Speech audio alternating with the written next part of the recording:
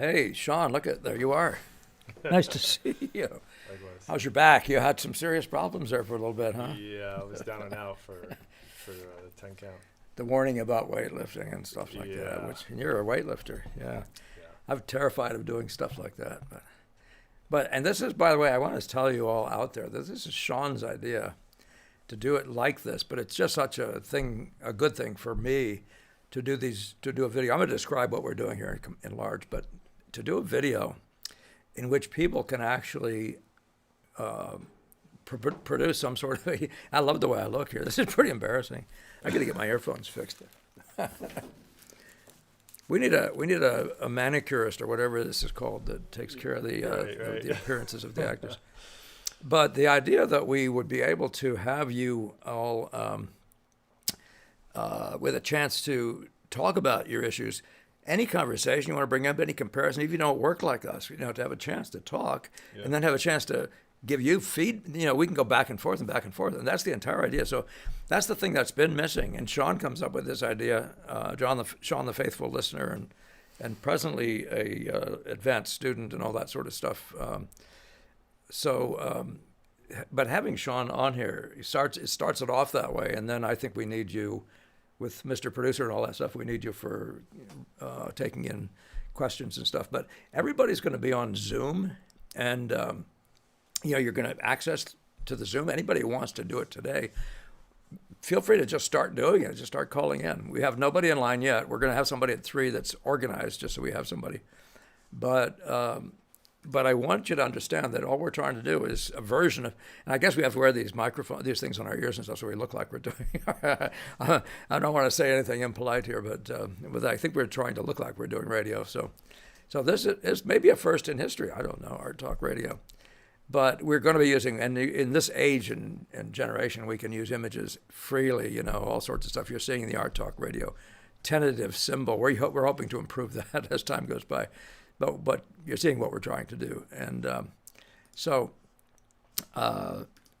without saying much more, Mr. Producer asked us to put a bunch of stuff that might represent something about us on the table in front of us, and we made a total mess. This would be what you'd call a pile of junk if you're collecting still lifes. Just not particularly artful, but at some points, if you get the right view, it slightly resembles that particular Chardin with the art theme that he did for left side of a door. The right side was architecture or something like that. Before we go further, though, let me thank you, Lauren. That's the latest donation that's come in is from Lauren, a long-suffering supporter. Really thank you, and we look forward to seeing you at the intensive. All you guys, by the way, if you haven't thought about coming to the intensive, it's a month away roughly. We want you there. Please be there. I think we have a couple more spots, maybe more than a couple. But we're getting to the point where we have a sort of a normal number, but we've made enough room for a higher number. And to keep remembering, it's a live-in thing. It's a beautiful fall foliage moment in New England, a place that attracts a lot of people from out of the country, out of the area. So all those things, I want to make sure I say that. So. What else should I bring up, Shawn? Do you want to throw something at us that we should be doing? Yeah. Whitaker wanted me to bring up the idea that what you'd been working on. I should ask you that mural thing. You had an opportunity to restore a mural with 2 others of my guys. Yep. Very exciting for me to see that happening. Yeah. Talk about that. Yeah. We were down in Worcester, if I said that correctly, Worcester, Massachusetts. There's a church, Our Lady of Czestochowa. I'm not quite sure how to say it. But yeah, it was a pretty big mural, four stories up, and we were basically repairing some of the canvases and touching up the figures, but then also repainting the whole sky and background. There was a kind of like a faux framing around each of the figures. And our conversation is attracting flies. I don't know if that's a good or bad thing. What would Rembrandt say? Yeah. You put it. No, you got to get those the Dutch that would paint. The specks. Paint every little a fly in bug. there. Yeah. Anyway, so yeah, it was a great project. We also restored a rare dose, and it was about 6 weeks in total length. John Foley and Kevin Sirachi were the other two guys there. Yeah. And Would it serve to mention the guy's name who runs that project or that sort of project? I mean, perhaps it's just a good thing in the sense that I always like to support guys who are working in our field. Ralph Rohn was, I guess, the lead designer who works with the church for several months in advance, discussing the project, and then Chartier Services or Contracting was the contracting outfit that worked with us. Got us on board. Yeah, but good experience. It was a great experience, and one of the things that was really interesting for me doing it was that it's one of those things, unlike a still life, where I'm always so close to my painting and looking at it from so close, that like here I've never used so much paint on my brush in my life, like where I'm just loading the brush up with paint, and then putting more and more on there just to move, and I move so much quicker, and it just got me thinking like, wow, I could be doing this in the studio, But painting bigger is a thing. Painting life size is in some ways significantly easier than painting the undersized things that a lot of students do. Landscapes, for example. Yeah. And we have we're conversing with someone about a mural of our own, so maybe that'll be something a project that you and I are consulting with right now. So this would be a mural itself, although it's based on a copy of something else. So, and then what else we need to talk about? Shawn's latest stuff. That's my latest stuff. So, let's see, Shawn. There's one other item involved in this. Am I forgetting it, Mr. Producer? We were going to prioritize. Just let people know that we're trying to prioritize for people who do call in some of the contributors that we've had on your channel in the past. Yeah. Just to as an incentive. Yeah. Well, it's not an incentive as much Yeah. as a reward. I'm trying to be Mr. Nice Guy, so to the extent that somebody's actually has been around a long time taking care of our donation, our needs here. Yeah. I really want to make sure you're high on the list of valued customers. Everybody is valued, but that's just one of those things. We'll put you up in the line if we can. This is going to be one of those things, by the way, if a whole bunch of people call in, it'll be like talk radio. You can only talk one person at a time. So have that in mind that nevertheless, you still may be waiting in a line. Hopefully you'll figure out a way to find that not unworkable. Maybe we'll figure out a way to say how long or something the wait may be, those sorts of things that comes up as you listen. I've been to talk radio. I used to drive an awful long way to teach and then come back home again. And it was always a talk radio that would keep me awake. I'd have to be listening to there's something about ideas that does that. It just keeps me from falling asleep in the car. Yeah. Anything else, a ball game, anything that put me to sleep. Music, terrible. Yeah. Music's no. I guess you listen to books. I tried the books for a while, but after a while, that starts doing it. Yeah. Yeah, and then Monday. So that's good. But the talk, this idea here is going to be on every other week. That's the plan right now. So it's going to be Mondays. In fact, Mr. Producer says that we get most of our hits, a better number of hits typically on Monday. I think I'm saying that right, Mr. Producer. And so we decided it's just a better time for people, and we're giving it a shot by using this as the lead change. I think last week we were Thursday and then every other week I'm just going to be doing a regular one, a video. Probably based, if Shawn takes good notes, probably based on your commentary, something I need to present and more fully, for example. Yeah. I feel like I'm a little girl with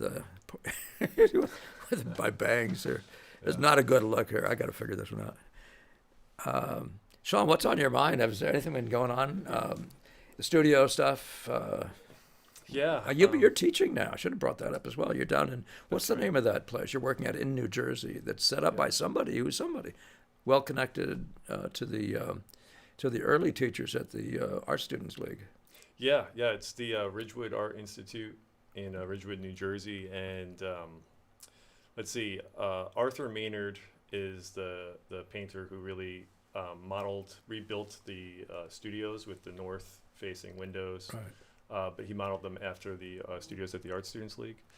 And Maynard was a student of Frank Vincent Dumont, who I think he was a teacher, but I think he did a lot with the prismatic palette, and so that's kind of a lot of the faculty there have worked under Maynard, and so they teach that. Yeah, it's variation on the impressionist Yeah. stuff. Yeah. Yeah. So for myself, there I'm just teaching a very beginner drawing for people who've never really worked with drawing before, Right. but I'm kind of adopting the brown paper technique that I've learned from you, and that's kind of To what present light by effects.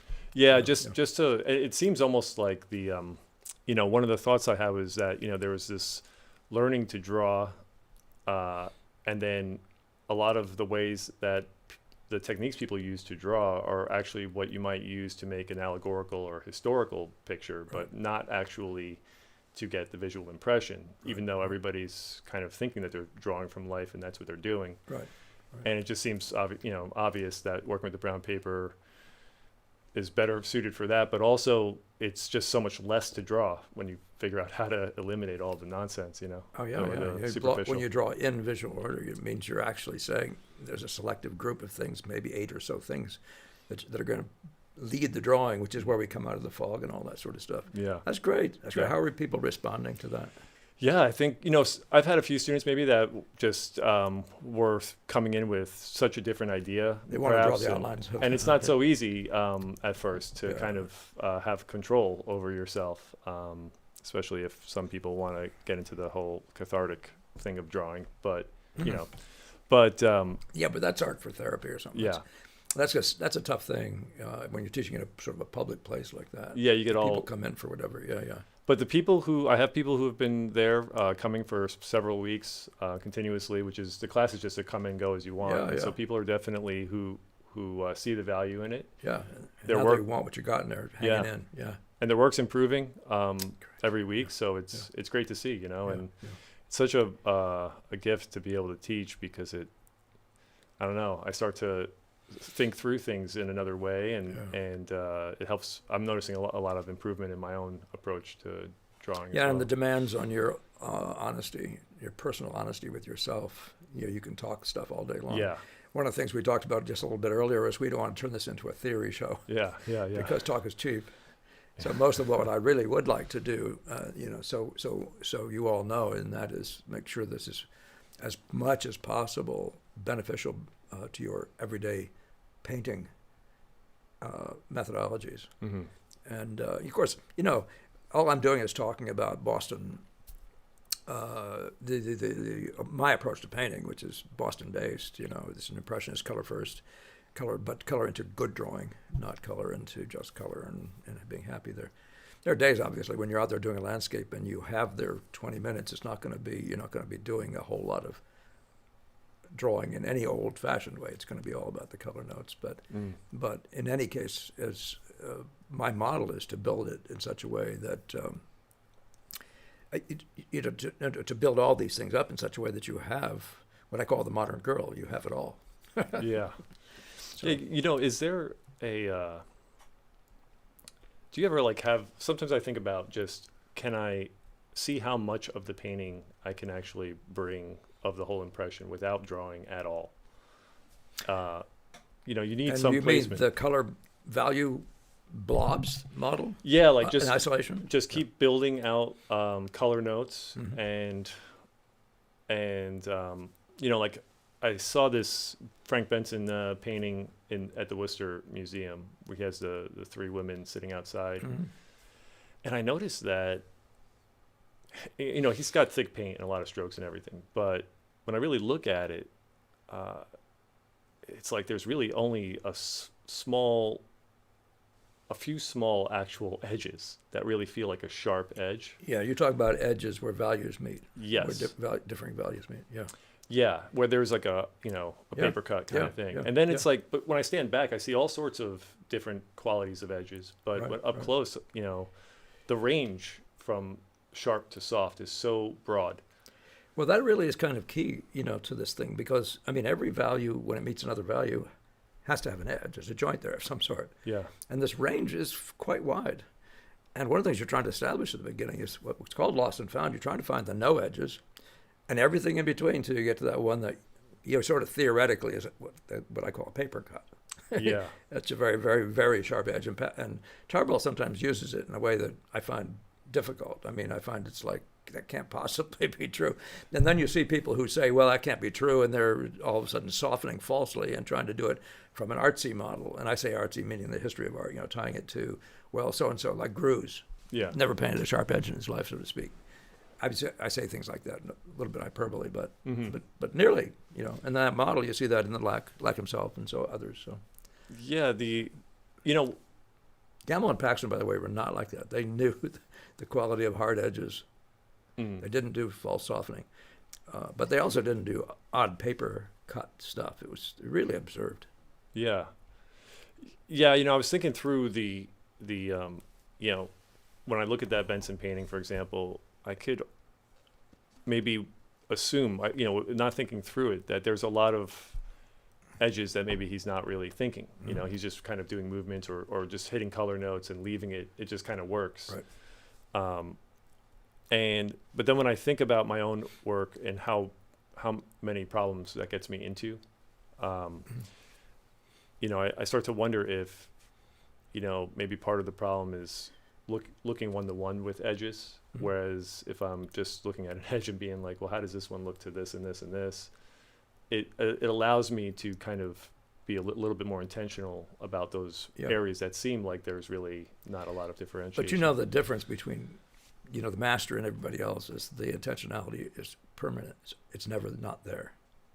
There's no point at which you just do some sort of automatic pilot. Everything is decision making and observation.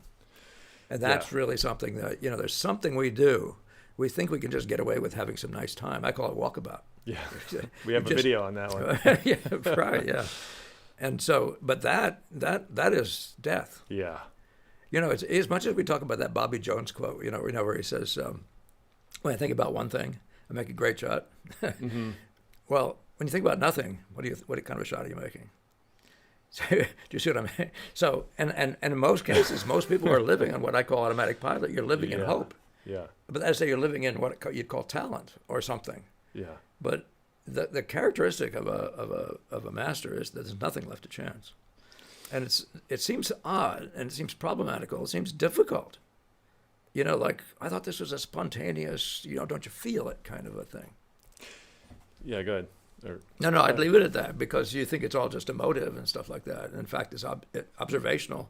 And the Impressionist is the most observational by necessity of all. Yeah. And how many pieces of content are there in an Impressionist thing? There's values, there's colors, there's certainly edges. Yeah. And then there's this element called drawing that has to do with spatial movement, where things land, how big they are in relation to each other, and all that sort of stuff. So just, if you think that there's a moment at which you can take a rest, well, go take a nap. Maybe you need a rest. Yeah. I mean, the thing that takes so long for me to get on board with is that I'm trying to manage too many things all the time. Yes. But oddly enough, you are, except you're not managing them consciously all the time. You're managing one. That's what you're getting at. Yeah, and it's kind of like there's an order that I'm holding in my mind with everything else while I'm managing that one thing. And then I'm immediately learning how to tune that one thing to everything else right away. So you're back in order again, right? That's exactly right. So you're right back to where nothing is, there isn't. So the idea of a rub-in is just generic chaos. Yeah. There it is. The canvas is covered. And then like all this stuff. You have no idea how many bad edges, unconsidered placements and all that sort of stuff are already there because you can't. The half-hour rub-in is just, it implies no brain. You just do your automatic pilot thing. Well, you want that? Where are you now going to start? Yeah. Well, where you should have started. Right. Except you got a lot of correcting to do now, yeah. Well, yeah, but in every one of those things you said is going to be a bad influence, or it's going to be a significant influence on you. Mm-hmm. Yeah, That was Mr. Producer who just showed up in here. What was that all about? Hey, guys. There you go.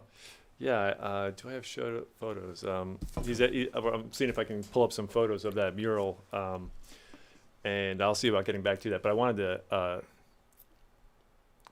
carry on a thought about this before it leaves my mind. Well, I wanted to actually Yeah. go back to where you very started this, because Yeah. you did talk about how much better it was when you knew about order. You just mentioned the idea of order at the Yeah. very beginning of this segment. Mm-hmm. Yeah, if that's what you mean to go back to. There's some stuff about that I want to talk about too. So, Yeah. but deal with that. Yeah, maybe you can pick up with that order thing if there's more that you want to say. Well, yeah. You can, yeah. Otherwise, yeah. otherwise, let's let Mr. Producer mess our flow up real bad. What's that all about, Mr. Producer? Oh, come on. I got to go into that folder that I dumped everything in and see if I can find. By the way, I'm going to do something just for a second. I sometimes talk about books to read, and I've been reading a book that Rick Dickinson, is also a friend, former student, and frequent funder, has a generous funder in so many ways over time. Brought to my attention, and he wrote a nice. I really love it when somebody gives me a book and they write a nice attribute or whatever, not an attribute, a comment at the front of the book. I really value that. Oh yeah. But the book is called, though, Inspiration, and it covers a whole bunch of stuff like this. But one of the points he makes in this thing is that we're talking about bringing value. Getting high or getting a kick or getting every little thing you do has to be, as it were, rather inspired. Not just the big thing, which is your idea for this picture and all that sort of thing that might be happening. And that's one of those things that I wanted to just make mention of at some point soon, or if I've mentioned before, but in this conversation it really comes up, and that is, found that I needed refreshment of that inspiration, and I needed a sense of the reward thing every 20 minutes. I could count it, because I'd start going into despair or something if I couldn't. So this whole idea of having a good idea, and so in other words, you see a color, don't see what color it is. Go look at it with other things. Do you see where the magic lies there? And that's inspiration, right? Now you have something to live for. It's a light effect. It's something else. Even that, whatever those are, you'll then say, I got to make the edge better. It's not producing it. I got to get the chroma better, right? But in each of these moments, of course, what you're looking for is a chance to have an inspired moment, and then the feedback that gives you that adrenaline, or whatever you want to call that stuff. And I find that it's continuous. Now, you can move from picture to picture, and I love new ideas for pictures. You can see Degawa's that way. Just every time you turn around, it simply goes. And he did variations within old ideas, too, that were just all new ideas within the variation. But each one of these things, that idea of inspiration is rather a significant one. And I just wanted to mention it. He also comes up with this idea of flow that Shawn was getting into just for a second there, and I'm not going to say more about that. Did you find something, Shawn? I am struggling to find what I'm looking for there. So it might be. You sent me an email with it on. Should I look for it? Oh, I was thinking maybe if I can't find it in this one, we can pick it up and then I can show it in the next one. Yeah, the next video. Yeah, we can do that. Why don't we plan to do that if it's difficult? Yeah. Let's see there. Yeah, so this is a radio show, so we can't have any Yes. What do they call that? Dead air. Dead air, yeah. Well, going back to what we were talking about. Not that we should panic over there. Yeah. Yeah, there's got to be a red button somewhere, right? One of the things I was thinking was that there's a way to see the whole, get a concept of the whole in the simplest way. I'm always struggling to find the words to articulate this the right way, and where that simplest way would be enough to be the start, but like how simple, how holistic, or how much unity can I actually see in it, so that it's more clear how much less there is to manage, and also when I'm adding things, right, I'm immediately trying to tie them into that unified, simple whole. Well, that's a matter of experience, and I think you're running into it. But the one thing that people think, though, is that, like somebody said once in my presence, I think it was a student of mine who had studied with somebody else. He said, this guy I studied with said, if you can't see the finished picture in your head before you start, it's never going to be a good picture. That's just nuts. Yeah. On the other hand, you have to grasp in a way. Well, I've talked about this before when I talk about the gesture. Mm-hmm. When you're drawing the nude, say, or anything, but heck, a single figure, the gesture is unknowable. There's a whole bunch of crap going all sorts of different directions. There's a general thrust to the whole thing, but it's got this ins and these outs, and it's a very maddening when you first do it because you can't control it. And the mentality is much like, and I think I presented this in a video recently, it's much like what you do when you're about to express a concept with your mouth. It's not fixed. You know it, you see it, you feel it. Right. And then you've got to put the sentences together and let it form itself. And that, you see, what people haven't learned to do is to watch the canvas. Watch the words come out of your mouth so you see how to make an adjustment and what to add to get to the unified picture that's already there in your brain. Yeah. Sometimes I look at students, and I've said this, I think, to you before, Shawn, and that is, you've already seen it. Why do you keep talking about trying to figure out? You've already seen it, but you don't know how to get started on showing what, and get the pieces starting to move. Yeah. But that's the mercy of our approach, which is set down some color notes. The mercy is you can at least see whether it's tuning toward, and harmless in color if you keep them small enough and let the white canvas show. So you can begin to see and let yourself into that process of finding that thing you already know. Yeah. Now, it doesn't mean you don't refer back to the painting, to the nature, and respond, and keep on rebuilding the response and just keep on remembering.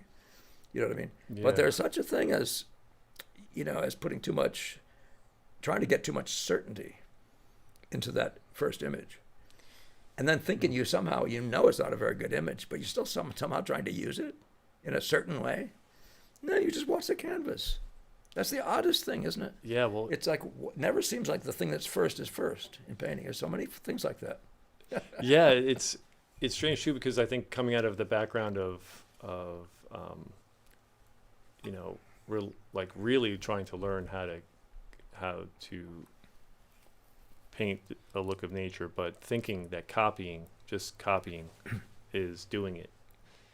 And copying leads you into that one-to-one model where you're just... If you can make this exact and that exact and even their relationship somehow exact. Yeah. And then it's like it almost invites that walkabout automatic kind of thing. Because, for at least in my experience, I could listen to music and just kind of look and noodle. Just being the rote transfer agent. Yeah. And, so then there's something else that we're doing here. We're not just copying what we're seeing, and I think that lends itself to, relational and having a hierarchy, the visual order and understanding when something has a time and when it doesn't. And wait a minute, you said now we're not just copying what we're seeing. Mm-hmm. How do you mean that?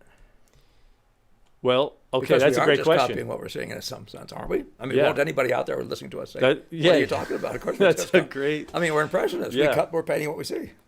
Well, I think it's our difference? selection, of what we're copying. Maybe, there's a copying. The sense that I meant of copying what we see, as like, let's say the art student that I was more like their quantity. There was like all these details, there's all these things, and the painting's done when I get all of them in, and there's this infinite amount. So and it's a transference process. It's just total all this data, and there's no organization, there's no order to what belongs and the timing and everything, and that also lends itself to people falsifying edges and losing the lost and found thing, but in a stylized way. Because there's no real order or hierarchy there. It's just kind of arbitrary in what they choose. Yeah, and yet what we're doing is that we have a selective eye, and there's 2 or 3 bases for it, right? But if I said to you that, of course, we are just as selective as they are, but we're still drawing what we see. Is there a difference? Is there something? I'm just saying, when you're in your practice, how would you like to, shall we say, adjust that model? Yeah, well, and I shouldn't say again, but I wouldn't say I'm I should speak for everybody in terms of what they're doing. No, but we're just talking about you. Yeah. In fact, that's all I actually want on this show. Whenever we have these things, I just want people to talk about what they're doing. Yeah. And let's just we can make some comparisons. It might be useful. And I can talk about what I do and why I do it, and And sometimes with pictures, by the way, and all that sort of stuff. You guys come in here and have something. I think somebody just yesterday emailed me, and it sounds like he's working on a significant problem, but I didn't see any of his work, and it's not the kind of thing that's helpful. It's much better if you actually see the work. Yeah. So, yeah. but and it is so I'm sure on our Zoom we can do that. We can find a way. Mr. Producer can figure out a way to let people share and all that stuff. Yeah, It's standard to Zoom.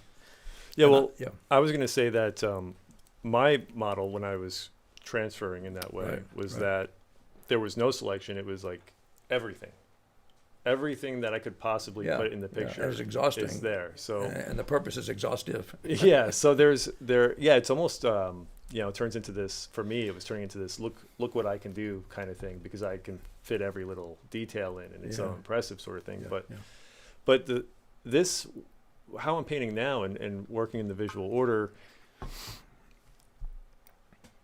I always keep thinking about the Pareto principle, that 80-20 rule, and it's basically like 20% of the visual data is doing 80% of the lifting, and Absolutely so. 80% is you don't need it. Where'd you find that? It's called the Pareto. I'm familiar with the fact. Oh, but where did you find it? Yeah. I found it in was some related type to what? I mean, some type of business self-help book. It was talking about managing your business. Oh, okay. And what? And so it is a business model of some sort. No, it applies to absolutely For sure everything. it does. But I think so people in all different fields use it Right. and apply it to what they're doing. And I think in the book that I was reading, the person was talking about how you're working on a business and how many activities are you doing to keep busy that are not really productive, and so when you really choose and you're more selective about the productive activities, you can get 80% of what your business needs out of those fewer things. So So with painting, now I keep thinking, okay, here's the whole visual ensemble, and I want to start, create a start here. Right. And what are those, what's that 20%? What are like really those few things? And I'm not even going to think at all about anything else, possibly ever, maybe just that 20% does enough, Yeah. Well, that is the Boston School start. That's the mentality of the Boston School start. It's to say who's really significant here, and let's see what more would have to be said if we address these with quality. And that's really kind of the crucial thing. So the visual order is saying what's important. Why do you darken your eyes? So you can see the things that tend to disappear. They either disappear because they're weak, or they disappear into a mass and become more part of a mass than they are part of the significant points of effect. I used to wonder when somebody said Baudry was a master of the significant line. What the heck does that mean, the significant line? Does that mean that like the arms line are more significant than the chest line or something like that? But I didn't understand it. It was very early on in my reading, and that was the academic model. But that what we're talking about, the significant line, we're talking about when I talk about the as you know, and everybody here listening to me probably, when I talk about the arabesque, I'm talking about the leading lines of a composition. What's leading? How do you even know when they're leading? Well, you go to Leonardo and darken your eyes. And you see who projects off of the canvas. So there's a handful of things. If you get those right, those are the ones that can be seen from across the room. And if those are right, that's going to compel. First of all, it's going to make you a better composer because you want to be seen, and you want that stuff. It's like the overture to a piece of music that has to be compelling so that somebody will listen to the next 20 minutes, right? Yeah. Et cetera, et cetera. So that's just the kind of thing. But that was the difference in my evolution, was to find out which things to draw first, because I was doing really nicely. That's the work. Some of the work you show, including I think the red teapot and stuff like that, were done with that without that in mind. I didn't have an awareness of that. I just didn't even know why to be here versus being there. I just managed to somehow keep it all together eventually, But the visual order changes all that and sets up a dynamic, and that's the best word for it. There's a dynamic, the dynamic, the thing about this picture. Which is the most compelling. And that's why you can't run away from color, though, either. Now, you can run away from every little minute bit of color, but the color scheme has to exist there, as it were, again, from as far away as you sense it in nature. Yeah. So that there's a life in all that sort of stuff. But it doesn't mean you're going to be sight-sizing every little fleck as you go, any more than you just said with your details of objects and stuff. Right. That's a good. It's interesting how Yeah. we can, like, I've kind of thought to myself, oh, I'm starting to turn light effects into objects by saying this light effect here and this light effect there. And What do you say about that? That is definitely a pernicious thing. oh, it's something I've realized that I had to. It's destroying me. Even you know? that. Yeah. It's Well, even good ideas, yeah. They become. You know, it reminds me of idol worship. You know, all of a sudden they become the god, and the god is a bent knee in a sense. Do you know what I mean? That could take all sorts of meaning, but it's the idea of being everywhere at once and nowhere at all, and yet being where you're somewhere, be there. Yeah. So the awareness of the moment and all that sort of thing. Yeah. Well, you know, like when I think about just dovetailing back to what we were saying about, well, what is copying, you know, from nature now that, you know, there, you mentioned gesture or like the arabesque, the way these things, the way things hang together, you know, I can be pretty general about it, but I find that, especially with the cast drawing, where I start to get to this point where I realized if I see the way that this one edge or line is relating to this other one, and really getting the way that like three lines are hanging together, it might require this, like the most subtle adjustment, a millimeter or something, and all of a sudden it's like it's like, you know, having those three notes, you just shift one note to get it all in the right chord, and then it just really sounds beautifully. And so that level of appreciation for the relations of things, I think, is this aspect of copying that just wasn't there at all, you know. That's excellent. Yeah, because we forget that this is a form. I mean, it's an art form, and art forms are about. Music is probably the most, to me at least, the most defining. It's the easiest to understand in one sense. Yeah. It's the interplay of data, auditory. Yeah. This is the interrelationship of data, visual. Why is it different if it's an art form? What is it except the dance? To really mess it up, right? What isn't if the colors aren't dancing to a tune to make it even messier? You with me? Yeah, I'm right there. Yeah, but I love that. I love that because that's the great. And what's driving it significantly though is just getting more truth. And in other words, you can say, well, the motive is, and this is again not fixating and turn that into a god, but the motive is multi, right? It's truth and beauty.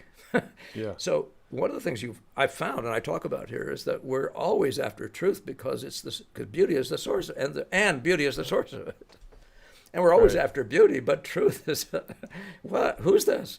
Is this a chicken egg thing? What is that, or yin yang or whatever? You know? Yeah. You know, would you say that it's? I keep thinking love is a part of that whole.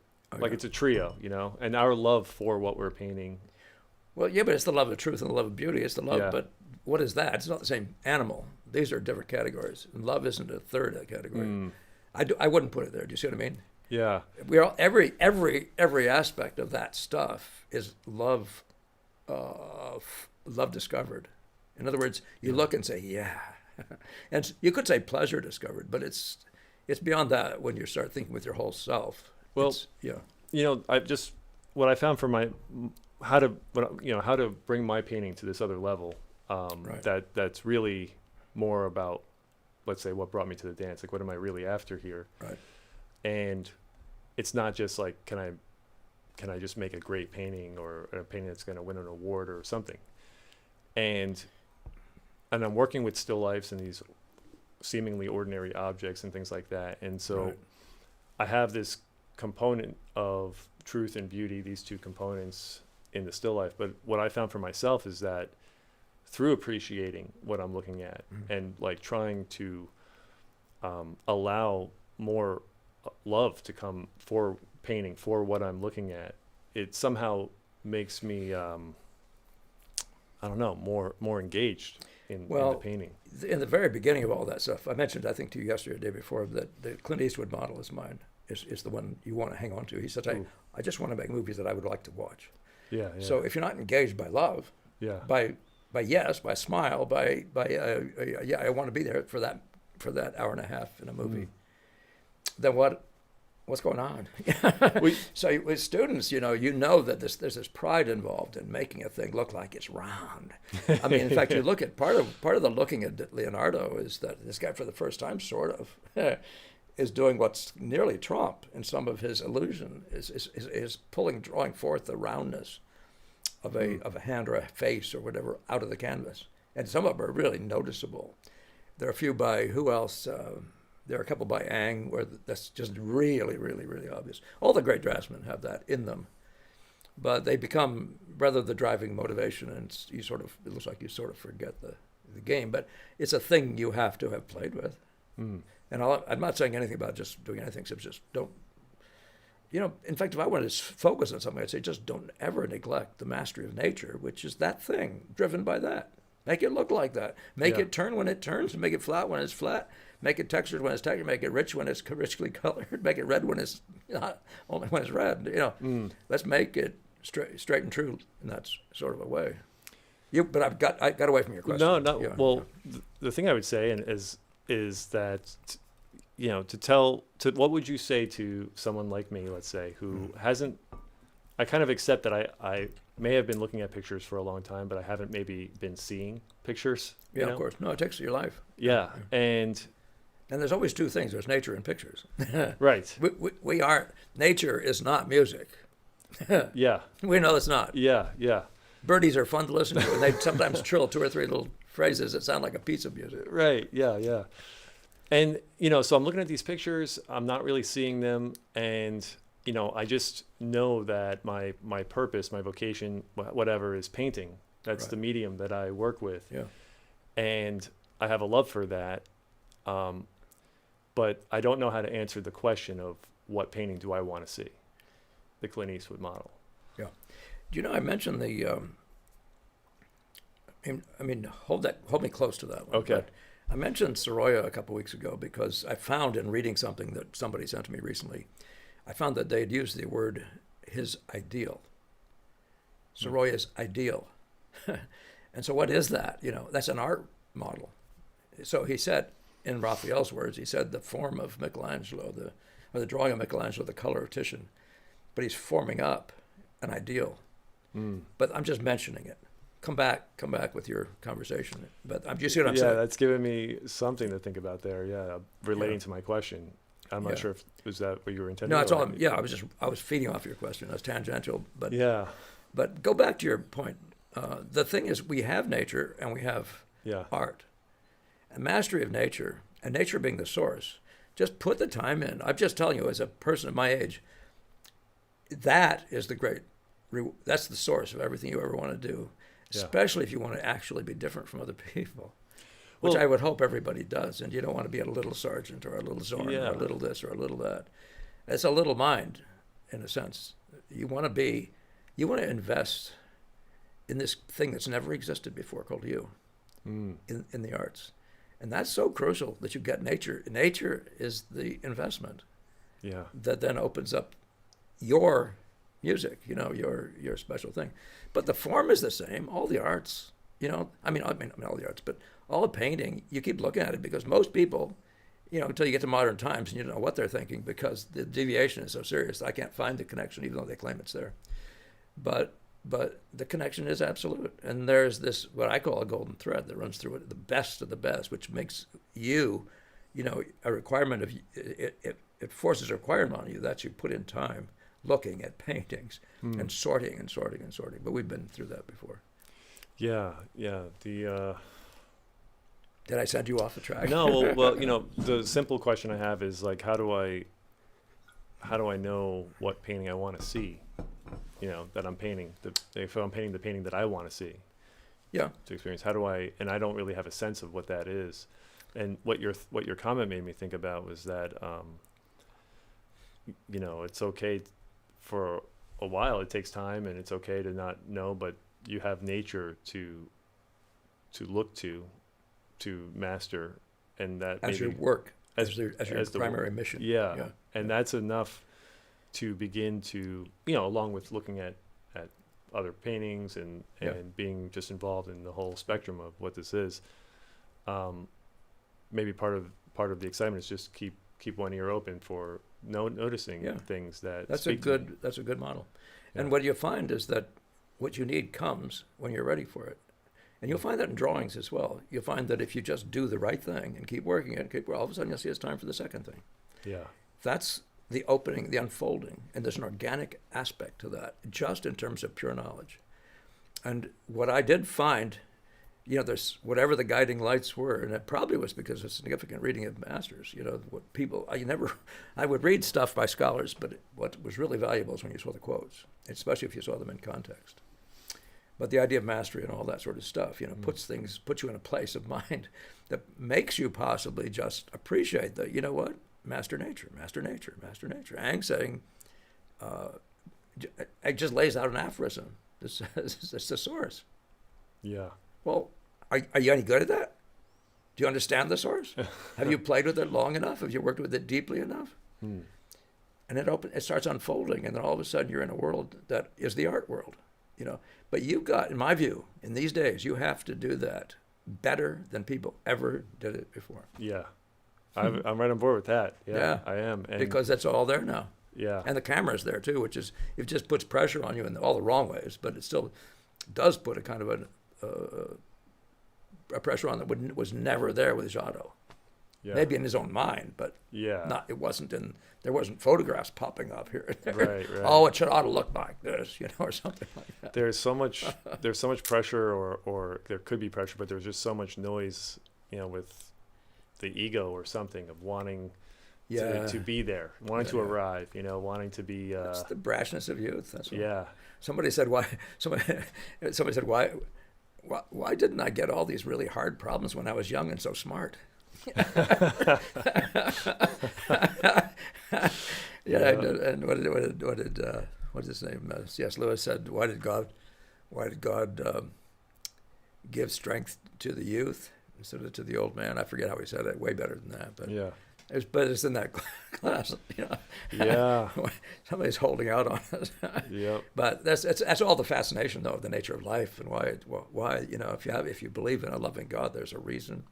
There's a fascinating aspect to youth being strong and all that stuff, and on a level of stupid that forms up something that's necessary for what, And now you start talking about the kingdom of God and all sorts of very important stuff. Yeah. That's it's very well designed. But the thing is, most people have an angle on this whole thing about propping themselves up. So it's more important for them to be famous than make a good picture. And I'm not saying them in a particular way, but there's a thing like that out there. It's been there in the history of painting. And people take deviations, like just studying one painter until you can paint like that guy, maybe even better than that guy. It sets you up to be successful in a shorter period of time, but not deeper. And therefore, what are you then? Are you, you become a second version of that. I'm thinking of Sargent and numbers of other people, do that sort of thing. Yeah, I mean, all those, to me, all those different temptations or whatever we'd call them, they all ultimately kind of turn painting into this labor, I think that is different from the type of joy that I have. Yeah. Where it's like, enjoy what you do, never work a day in your life, like. Yeah. Well, but you probably would have to say some people that really turns them on is making money. Yeah. Some painters. Yeah. And those guys are the guys who will sacrifice to the money. And that's a question. See, so you see so many starving artists in the history of painting, the Rembrandts, that didn't do that. They couldn't make themselves do that. Yeah. But they stand up. And it doesn't mean that they were starving. Well, Rembrandt might have been, I don't know. But I'm just saying that the history, man's history is. And I think, by the way, this book, Inspiration, has a whole. Are you drawing flies? Get your pencil out here. I don't see you even working. I'm just cooling myself off here. They'll be after me next. Yeah. Oh, do we have comments? Let's do that. Yeah. Thanks. Where was I just though? I think I had a thought to finish just then. Oh no, it's just the idea that people are motivated. We have all kinds of things. There are enemy-motivated people. There are money-motivated people. There are fame-motivated. And so if you understand that, I'm just leaving it at that. So we end that little bit of discussion. But But what I see in a guy like Degas is this motivation to move painting to the next level. And that's one of those more fascinating ideas. We actually have comments here, folks. What do we got, Shawn? I think you're going to be the reader of these. Mr. Producer, I'm having a hard time pulling up the comments. I'm wondering. No dead air here now. This is radio. Uh-oh. That'll be on me, I guess, huh? Well, I clicked the live chat, but nothing's available to click there. Maybe refresh the page, and then I'll come in and check it if it doesn't work. Hey, you guys may actually see Mr. Producer one of these minutes. Oh man, this fly. We need a fly swatter, a very elegant one. Yeah, it's not working out so well. Okay, I'll come in and take a look. Mr. Producer's going to save us. This is what we're going to have glitches along this early way, and it's all good. This will be the first time we're looking for comments with Mr. Producer seeing it, but coming to Shawn's screen, it's amazing how this networking is working. I'm really impressed with what Mr. Producer is doing here. We're about an hour in. Should we take a 5-minute break? Yeah, let's do that. Let's take a like 5-minute break and fix that. Okay, good, Right. good. Everybody go get your beer. or whatever it is you drink when you're in Germany. It's probably beer. Yeah. Probably wine in France and Italy.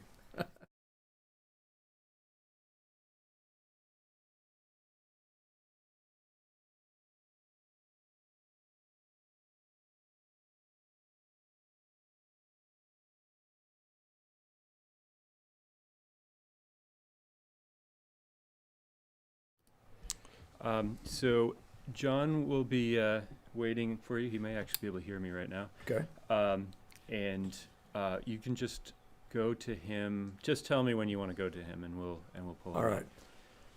But right now, it's just going to be you guys coming back. Okay. Oh, you're already back because and now I'm just talking to everybody. There it is. There's Mr. Producer. Cool as usual. Cool customer as usual. We had a little glitch. We couldn't see the comments on Shawn's end, but we got it now. So we're going to take a couple of 3 comments, and then we're going to get to John. If you're there, John, we're going to go right to you. If you can wait just a matter of a couple minutes. Because I said we're going to take some comments, I think we better do that first. So go ahead, start at the top. And I guess if there are donations, you can announce those, Shawn. I don't know. We're saying full names now. I don't know if we're mentioning amounts or it's up to Mr. Producer. What do you think, Mr. Producer? I got this thing. Sorry. You didn't lose it already? Excuse me 1 second. I have a, what do you call it? The audio. Turn the volume down. It should. Yeah, thanks. Okay, I got some comments. Let's see here.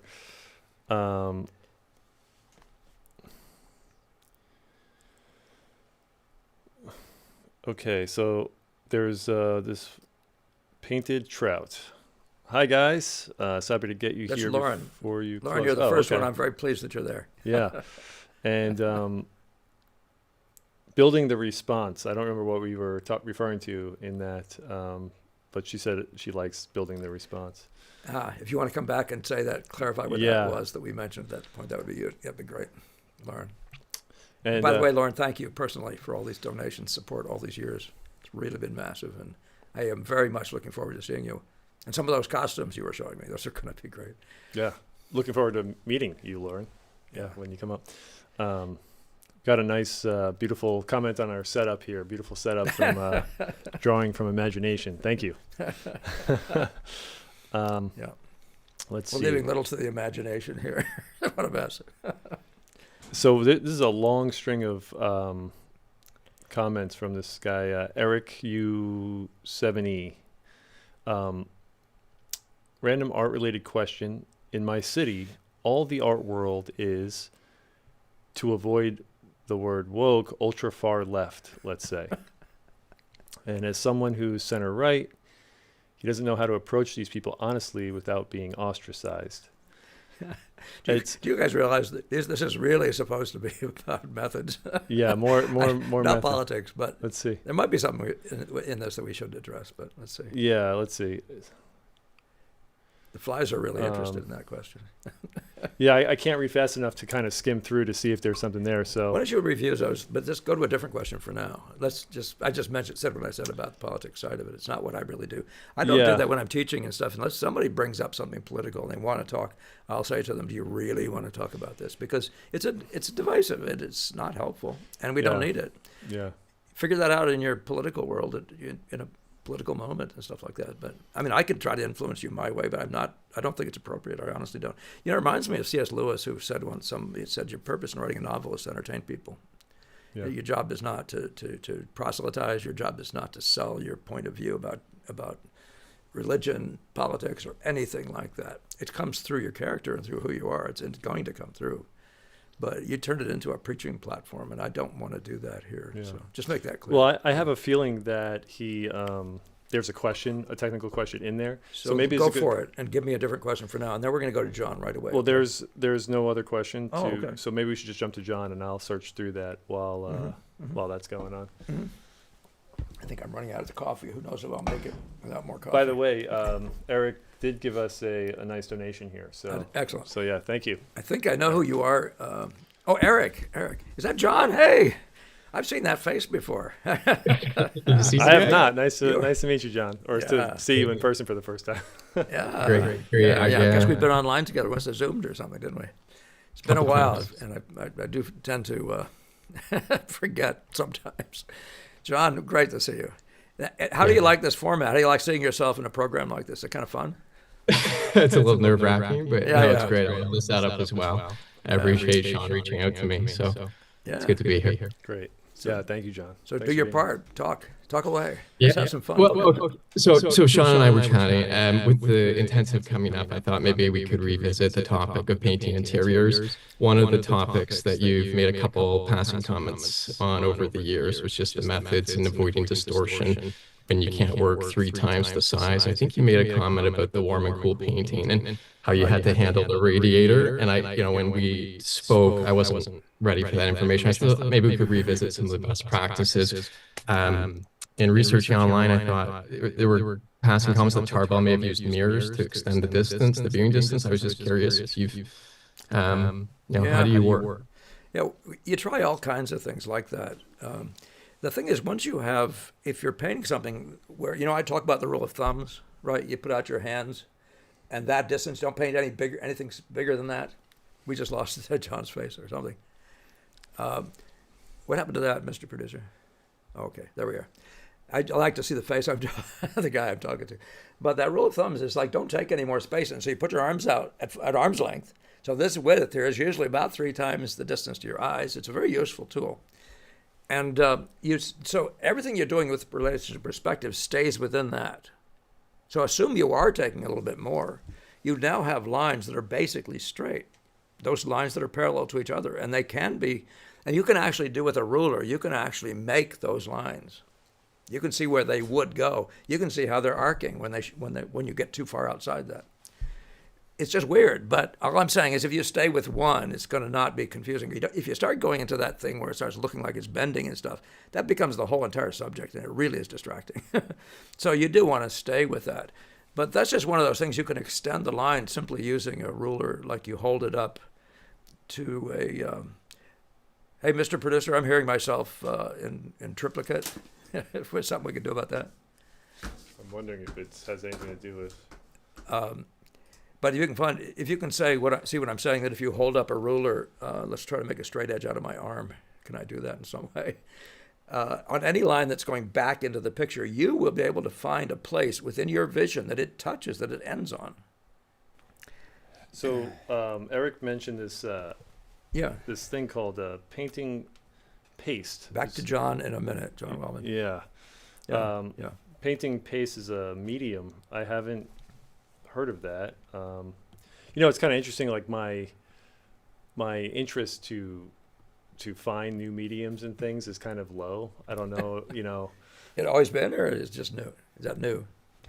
In the past, I used to want to find new mediums because I was doing abstract stuff or whatever, and I tried bone ash or some type of different textures with the paint or something. Yeah.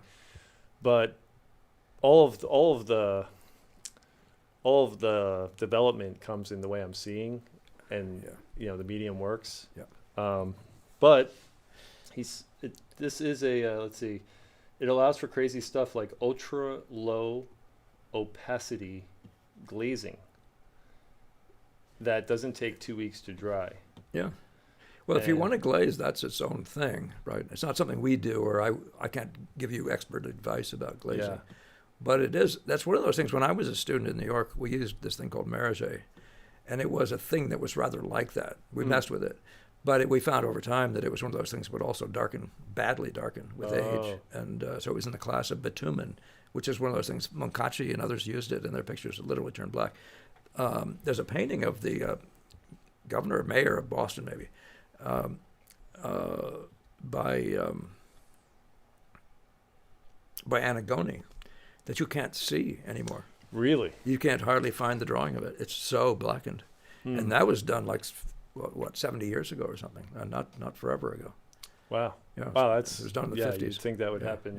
Yeah. Yeah, so I mean, it's also saying, this is an interesting comment, it makes the paint slightly more open. I'm not sure exactly what he means by that, but open while increasing tensile strength. Mm-hmm. So maybe it's worth checking Yeah, out. if I was a glazing guy, that would be a very interesting conversation. And I Oh. don't know how to make comparisons, but on the other hand, if somebody came in and showed pictures and showed distinctions between something they painted opaquely and something else, but still, even when you're trying to figure that out, it's so difficult to do if you can't see the subject in front of you. You know, Yeah. I've seen some really special stuff. I used to work for a restorer when I was a student, and it was interesting, some of the stuff that would come in, and I've seen some really interesting stuff. That's, in one sense, you might say as a form of art to die for. And I've seen some things even by Emil Carlson and a couple other people in that in that little group, the arts sort of arts and crafts type group, doing really remarkable things, turning parts of their service into jewels and stuff like that. There's tons of stuff that's beautiful to do. But the biggest mission, the reason I didn't go there, Paxson's comment was the simplest way is best, and then his connection to Ang, who says paint opaquely. Those are the larger influences, and I found that I could do, and I thought it through and watched, and not to the extent that I ultimately did go study with somebody who's doing it, because I couldn't do that first thing. Yeah. So my focus is like what you're saying. Just, can you paint it like? Can you paint it? That's your first mission. Get there. Yeah. Whether you can do it with glazing or the medium and all, that's whatever. That's your oyster, if you want to say. Yeah. Yeah. Or is it a lobster? Eric also mentioned this thing called a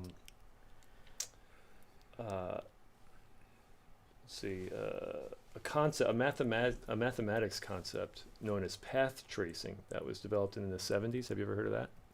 Path tracing? No, that's brand new to me. Me I'm too. always interested in that, by the way. So if you have a book or something,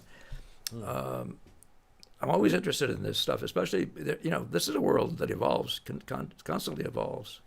I just happen to live a little bit like a hermit. Somebody was writing an interesting essay about Winslow Homer. And I'm not comparing myself to Winslow Homer except in this one way, and that is I don't really look left or right. I don't want to know what the world's doing. I just am working on what I'm doing. Yeah. And I have all the tools I need to deliver on what I find the goodies are. Yeah.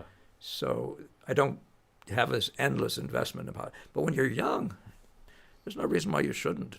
Just keep thinking it through. And somebody talks about, in that inspiration book, the guy talks about having goals that are ultra goals. You might say ulterior goals.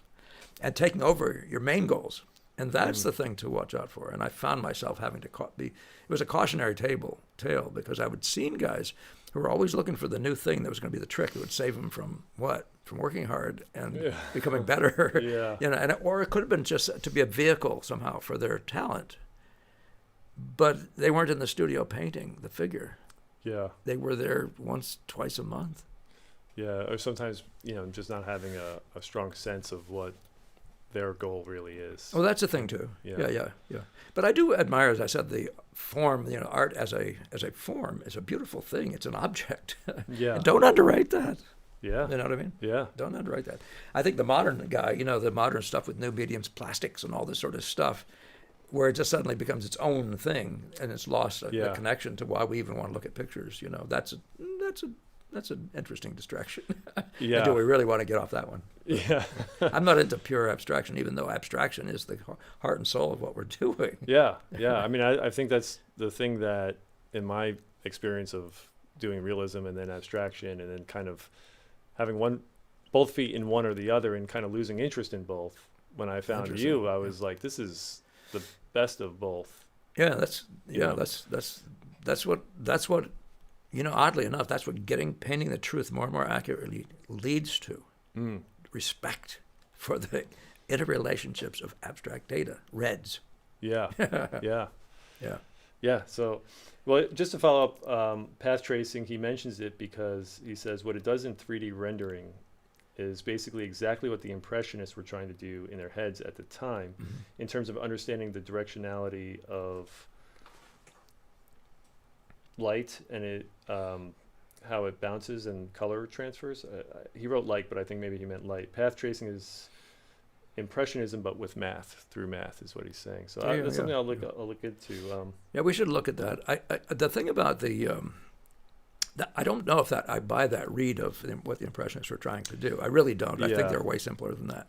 They're in their minds. And I'm Yeah. talking Monet. I couldn't care less about what a lot of other people might be doing. Mm. So, Seurat looks like he's actually doing something that's more along those lines of something more. But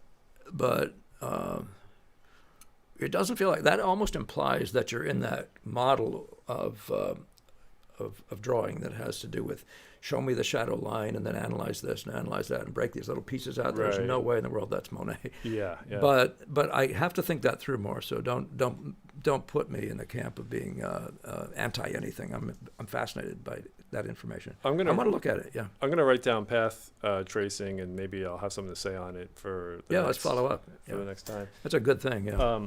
Lauren did paint a trout. She responded saying the building the response thing that you said.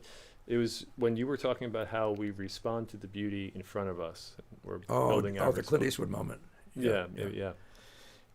So It really is the thing, though. You really want to be good at making the thing do that thing in nature on the canvas to do so effectively that people respond in the way you responded. That's sort of like the ideal. So you're good? Yeah, I'm Good good with comments? that. That's the comments for now. Thanks for following up. Thanks, Eric, for Lauren. And Eric. Eric. Yeah, let's follow up on that. I'm not it's much like doing the golden mean and things like that. I'm an intuitional thinker. In other words, I think the arts are essentially intuitional, and beauty, though, is mathematical. But we don't go from mathematics into beauty. We go from beauty, and the closer you get, the more interrelated and unified the content is. The more there's a mathematical thing involved, because I think human beings are designed to see a beauty, if you know what I mean. Yeah. I mean, men and women alike look at the female figure and see beauty. What is that? Well, what is that? I mean, you don't even know what it is. But are we going to now? You'd say now, if you're trying to create a fake woman, a robot woman, you might work backwards. The robotic, to create robotics, you might say, well, the mathematics of it looks like this. Yeah. But I've never found that that's the ideal place for painting. I think painting is an intuitional thing. It's a felt medium. And you have to deliver on that. And there's no mechanism for what your particular thing is. If you borrow from somebody else, you're going to get his results. Right. And that's why I say so often I see people doing the golden mean stuff, and I don't see any beauty in the picture. I don't understand how did that help you? It's not a good-looking picture. It doesn't have what guys before they ever thought of that have. Why is that? What is that? Yeah, I'm not sure if this is. Earlier in the conversation, you brought up the chicken egg thing, and I'm not sure if I'm saying the same thing here or a different version of it. But nature has incredible variety, and it's a source of so many different combinations of things, Right. And it's. So we should all be as happy as kings. That one. Yeah, but our experience with it, we are kind of in the selective process, finding order in all of that variety. And I wonder if beauty is is something that emerges out of the two. It's not just inherently a thing in nature. It is. You know, isn't that a thing to wonder? Yeah. That's important to have that in your mind. That's the stuff that sits there on a shelf, and you refer to it from time to time by some chance. Yeah. It comes up again. It comes up again. I think those are the kinds of questions that make part of the intrigue for our field. Yeah. Yeah. But would you mind phrasing it again? Because I had a thought in there. If you can do it, you're pretty good at this compared to other guys I work with. Well, I was saying that nature has this incredible abundance of variety Right. and combinations, and the question is beauty in that, or is it about the order and the way that we see it, Right. and the selection, the relational selections that we make, or that is what beauty emerges out of. It's like Yeah. I find that people see differently. What I mean is they see, like nearsighted people don't see the same way as people with really, really sharp eyes. Yeah. I'm telling you, guys who draw lines are probably really good with 20/20 plus vision.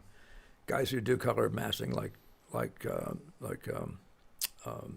Monet probably have eye problems. I mean, probably are myopic. I'm that guy, so I take it in. I can put glasses on and then see detail, but there's a resistance in my brain, and which probably makes me myopic in the first place, to look that way. I don't want to see that hard. Yeah. And you wonder about what we then wind up seeing. So when I don't condemn people who find line and line interplay and even form to be the thing, and don't see color and the long. So I'm saying just recently to you possibly, this long hunt for what color is capable of. Why is that so absent? Why is there so few guys? And there really are few that are what you'd call true colorists. And now, so when someone starts decorating a wall, even they're not even being true colorists. You know what I mean? Why would you hire that guy to do the wall when he actually has no color sense? He doesn't know color scheming as well as he knows how to tell a story. But the wall is color X, and does he know that?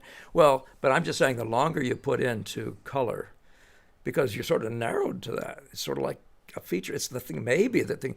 I sit down and don't even look at anything to paint unless it has light and color.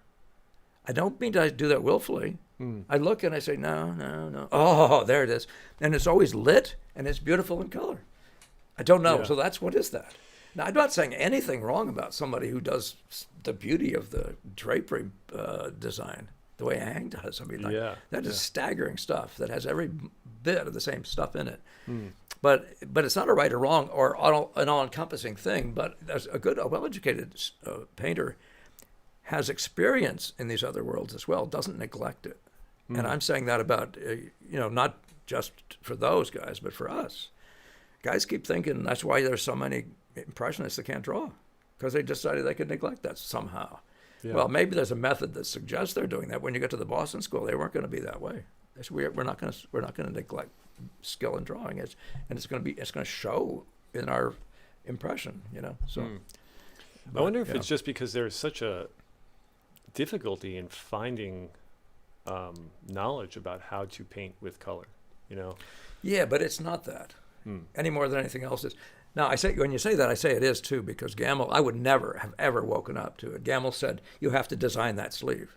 Here's the model sitting here with the sleeve sticking out like this. And he says, you have to design that. And I looked at him and I didn't say anything, because what's that even mean? I had no idea. Yeah. So you just start doing it, but somebody said, design that. Yeah. I don't think it's much different from that, but you have to have had the idea. So when I say, when you go out to paint impressionistically, can you paint the light? Does it sing with light? Well, get on it. I heard a very good, interesting sermon yesterday where the guy said, he read the scripture from David, the psalmist, and he said, it was a proverb from Solomon. He said, my father told me the most important thing is to get wisdom. And he said, so with all you're getting wisdom, get wisdom.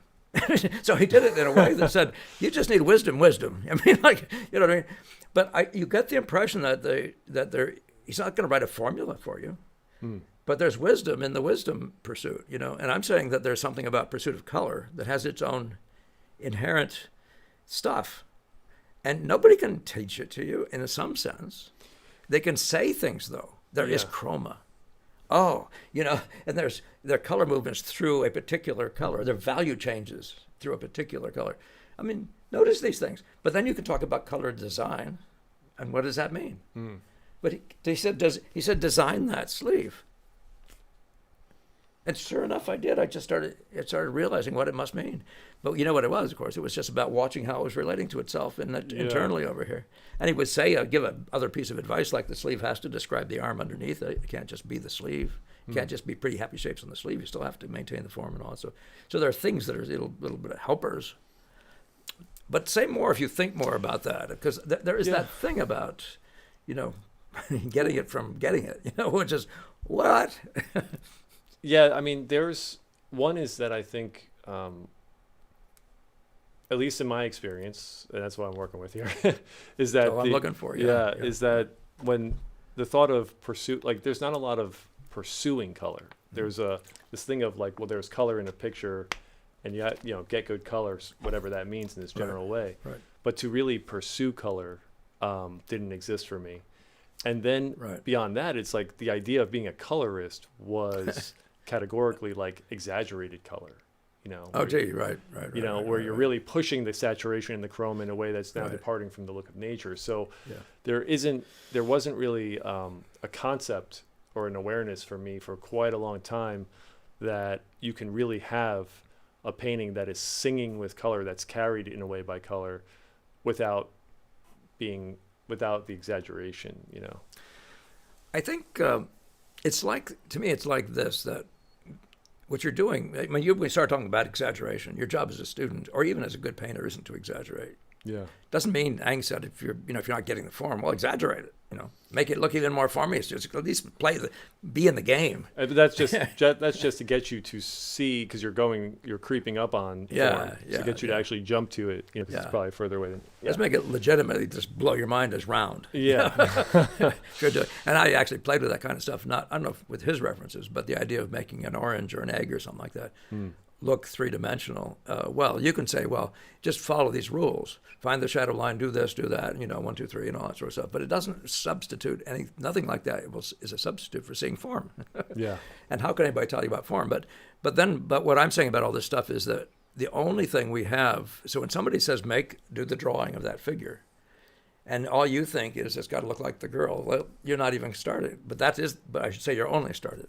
Mm-hmm. But that's not drawing. That's just making a picture of a girl or whatever. Right. What drawing is in this way we talk about with color is there's an implicit entertainment value, and that's when you start listening to Michelangelo say, and don't you see how this beautiful hip is picking up the calf down here? Mm-hmm. Now we're talking about what? Now we're talking about 3 notes making a song, making a tune. Do you see what I mean? Yeah. And this idea of counterpoint is a musical concept. Yeah. That hip, whatever, and you'll find them playing to curves, and the more you play them, not to exaggerate them or make them into a thing, the more you play them for accuracy, the more you try to get accurate, but are aware of that. You with me? Yeah. Of course, of course. Your accuracy is going to go way up, and you will be talking the music that's inherent in that's just shape making. Yeah. But so how is color not different? We can talk about accuracy all day. I see students going out and painting landscapes, and they're bad. They're boring. Why did you even start painting that? Why would you do that? You can't make something out of nothing. Yeah. And Gamble used to say, what is a still life? He said, you can only paint. It's only going to be as beautiful as what's sitting in front of you.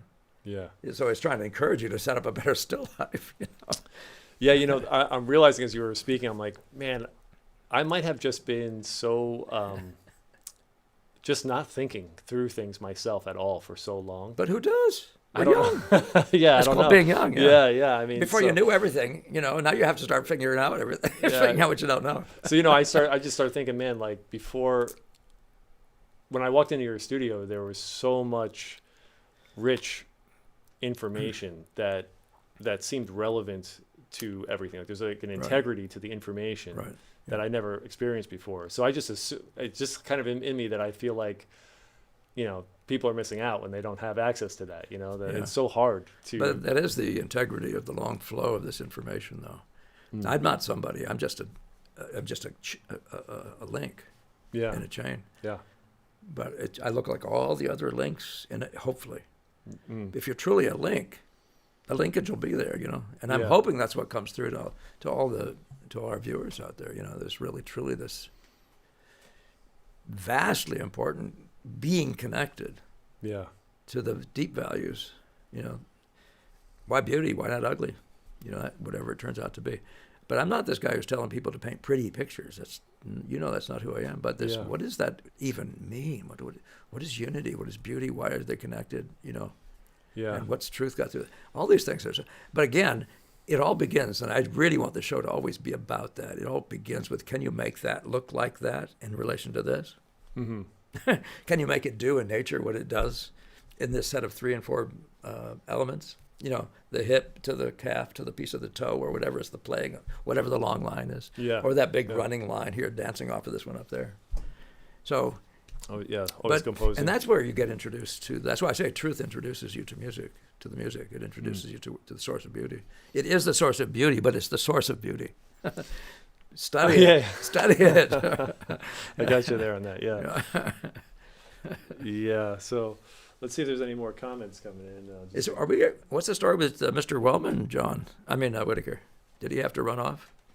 Oh, I think the issue, well, two issues is we need to figure out a way of stopping people from just like logging in, so we'll need a password or something. Yeah. But there's Yeah. a second issue that Most Zoom calls do make you have passwords. That's interesting. Yeah. they can. They can. Yeah. And the second issue is, but I have to test all this. The Okay. second issue was that the waiting room wasn't enabled. And so everyone who was joining was just joining without being admitted. And I think that would solve the whole problem, but I don't really want to test it while we're live. Yeah. And that's the only way I can do it. Okay, so are we? Shall we close it for the day? Are we there in that place, or do you want to go on? We can go on. What do you think is good? Well, close the waiting room or the whole call thing, right? Yeah, we can't take any more calls until We can take comments. next week. Yeah, but Yeah. we'll do the comments like we do, and Okay. and then we'll get back to it in a couple of weeks. Yeah. For our next one. Okay. That's going to be there. Glitches are going to be there, folks, with apologies. We Yeah. fix it. The next one is Degas' good advice. We do have a couple of questions here. Excellent, Good let's questions do it. here. So let's see. Erica was asking, do we have tips for prepping a canvas for oil painting that leaves a surface that doesn't pick up any of the weaved canvas texture? Is that something you even worry about with the canvas texture? Well, I actually prefer the canvas texture myself. I like that bite, but yeah, the reason for tooth is because it's like physical. It's like the toothiness. When the new paint comes in, it's going to be grabbing that tooth. So even when you layer on the next layer of paint, you want tooth on that next layer. So the next layer is going to have tooth also, which is why it's a light touch. Yeah. If you slick it, if you look at your soft brushes, all those sorts of things. I haven't found that to be an ideal thing in oil painting, but people do it, and I would never tell you not to do it. But I'm not that guy. I'd probably better leave it at that. When I was with Gamel, there were times when, there's at one point he showed me a surface, and I said, and it was all lumpy, bumpy surface on a Paxton painting, and I said, but here's this painting called the New Necklace, and it's smooth. It's just looking smooth. When did he turn it to smooth? This is where he started. Well, they had a lot of dodges. They might have sanded it, Well, I didn't see that as being, that was way too indirect for me. I thought, why wouldn't you just paint it with that kind of surface you intend to have? Yeah. But I think a lot of this, one of the things that happens, if you have a toothy surface, then you can wind up with smooth and toothy when you're a student. So you aim at actually a consistent surface. You actually look for it. But even in a guy like Paxton, you'll find these lumps where he's painted over joints, like a hand meeting the background over and over. He's painted over it, and there's lumps. Oh. Because he wasn't getting it. He was painting through and painting back, in the sergeant sort of description. But no, sandpaper is the only thing I know about, and you'd have to be very cautious with it. And the finest or whatever, but be very cautious not to damage the threads themselves and stay above that. So, but there are sources for that, and I bet you Mayer and there's the methods and materials guys. There's a lot of stuff out there on that. So, Yeah, it's not one of those things where I'm your best guy to talk to because it's not a routine thing. I love simpler is best, including finding one canvas that does what I need. It has enough tooth to hold my paint, and it's not going to lose its tooth so fast that it becomes slick and toothy at the same time. Yeah, I always thought that the smoother surfaces were like the smoother, let's say, weaves were really meant more for like glazing methods. That you wouldn't glaze on like a very toothy canvas. Is that not a thing? Or? I don't know. I mean, but the surface of a waterhouse is, my golly, it's. I mean, I tried to do the copy I did of the Isabel and the pot of basil. The Russians were the only people that made a surface that was even beginning to be toothy enough, and they used to, by the way, way back. The Russians were able to make canvases that were huge and stuff like that. I don't know what that was about, but I've just read recently that they were the source for some mural-size canvases, like 80 inches and bigger. I guess you're talking about massive ships and stuff. Those are some big canvases. Yeah. I don't know why that, but I did find some, and there's a company that was doing it back 30 years ago that's probably still around, still working. Yeah. But that was canvas, and I was doing a reduced version, so I was doing 60% of the size of the original, which is probably a life-size figure. So I was doing like a 60-inch probably painting. And that toothiness, which is worse than burlap, was almost not as toothy in proportion. Wow. But I'm saying there's a lot that can be done with a toothy edge. You found that his ability to do soft edges and sharp and stuff was like his ability to do a soft edge was enhanced. A brushy softness. The things like that, they're kind of curious to. So you do it the way you want for the purposes you have. I know that Tom Mars, who was a student of Lax back in the day, somebody my age, but he had an unfortunate early ending. But he would do that and sand them and stuff and paint with soft brushes. But he claimed he was looking for an Ang-like look. But I've never actually valued that as much as other people do, and I think you're probably right that the glazing thing is probably benefited by that. Yeah. I know that when you're talking about somebody like Monet, he builds it up so much that I can't understand why you would not have tooth to hold that fat paint. But if you're painting thin and really thin, and don't mean to ever get thicker much, I can understand it. I do have the painting I show you is a portrait of the dancer, and that's the one complaint of my people love this picture, the people who bought it. But they said, but the texture is too obvious. And I said, well, you're standing too close then. Right. but in a sense, for I said, an object d'art, you could, there's sometimes paintings that are just exquisite in that surface fineness. You got to do what you want, but I am not the guy to ask. You better leave it at that. Yeah. It's a long answer to a short answer to a long, whatever. Yeah. There was another, let's see what this is. There was another question about Sargent. Good old Sargent, he came up. Why are so many young artists, myself included, so attracted to the work of Sargent more than any other painter? Why is his work so compelling even now, in your view? There's a lot we could say about that. Gemmell said once, when you're old, it's Titian. Yeah. I'm going to say to you, when you're old, it's not Sargent. Yeah. I think it's a thing of youth. It's very showy. It's very flowy. It's very... And his figure work, and I'm talking about most of it, is designed in a way that's got a certain power of impact aesthetically. Like I say, whenever he paints a model, Degas referred to him as a painter of the fashions. And so he poses them, sets them up so they look glorious in these, what you would say, a Vogue magazine cover way. Yeah. It's attractive as heck, and they're mostly women, and most of us are guys. And Right. But there's more. I've said before, and I'm going to say it now. That he's a colossal painter. He understood his medium. Yeah. And by the way, here's a guy who hated painting portraits by the time he was 90. I wonder if he hated his own pictures. Every time I paint a portrait, I lose a friend and all that sort of stuff. Did he Sargentize everybody? And when they wanted to actually be more humble or something, did he turn everybody into a piece of grandiosity?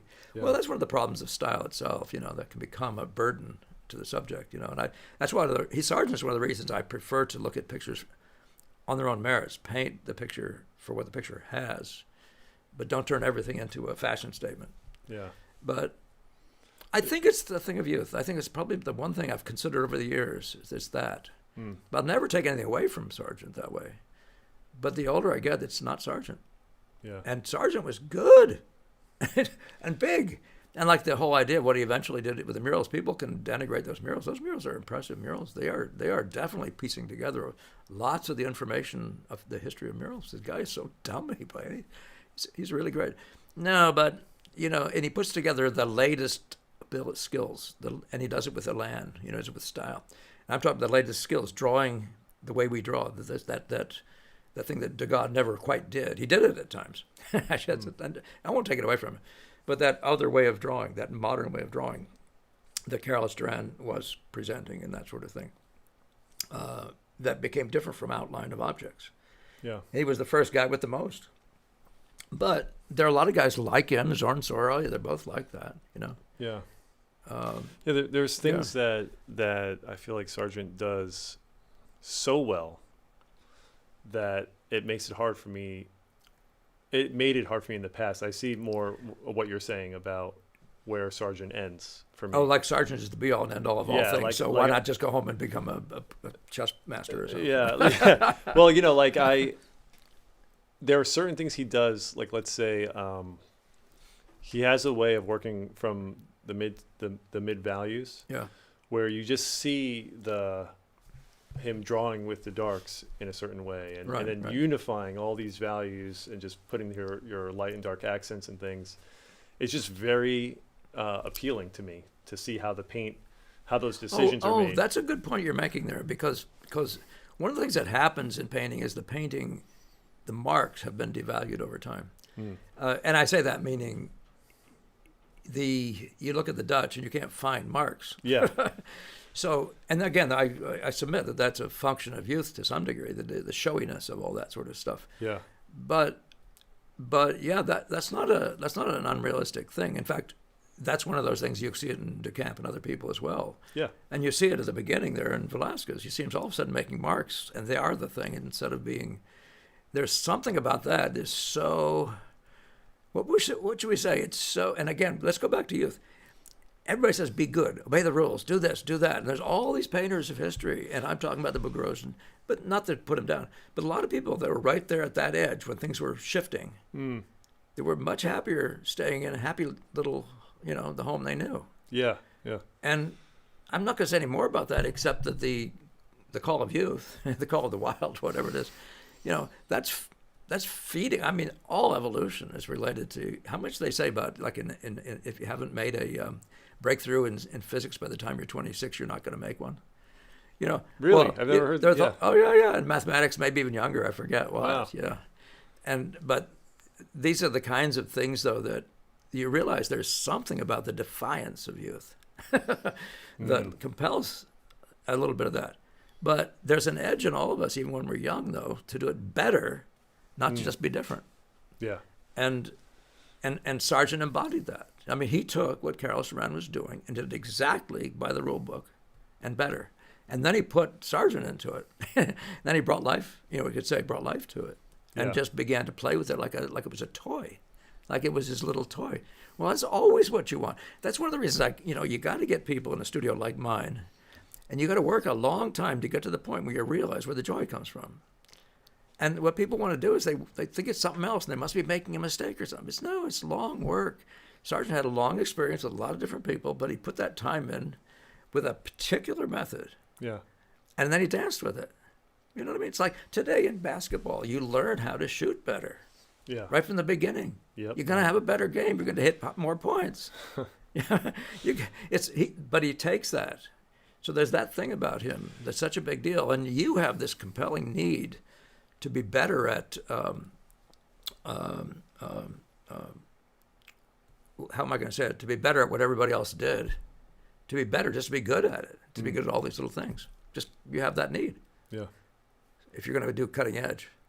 But he seems to have been at that. And he worked with lots of different guys, or adequate number of different guys in different ways. Are there a lot of, when I think there's such kind of shock value kind of stuff today of all different sorts of stuff Right. not even saying like the grotesque, but like just flair, and Yeah. that it makes Sargent not seem at all near that category. Yeah, I know. But when I really kind of like if you start from before Sargent and work up, he sort of feels like he was doing that back then in a way, and that's where, like, when I look at his paintings, I see the things that are very impressive to me that he did well and as good as anybody else or better. But then I also like the way his paintings look on a wall compared to some other painters that have, it's almost like in a similar sense how what Monet was doing with color. When you look at his paintings, they just glow off the wall like nothing else. Okay. All right. And because of that, they're so appealing. But then they don't have it doesn't have the whole package because the drawing's not there. And I feel like Sargent's is doing that in a way too, where there's certain things that are just missing from his work that doesn't put it on the top of my list, Well, some of what happens when you are the avant-garde is you're going to become yesterday's. You're going to be the mark of what used to be. Right. And falling out of favor is a thing, Yeah. And that's where Bouguereau and Leighton are for the world. Not for the guys who love academic painting, but for the world. The world will call them banal, meaning that's been done and said and done. It doesn't mean anything about it is wrong or anything like that. Yeah. And everything doesn't have to be cutting edge to be of value. You can paint like that.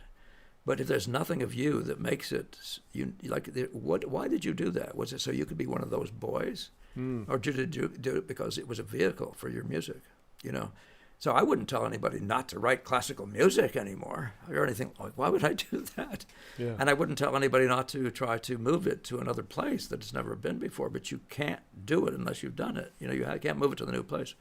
Well, that's why I say Sargent has a basis that's more solid than most people's.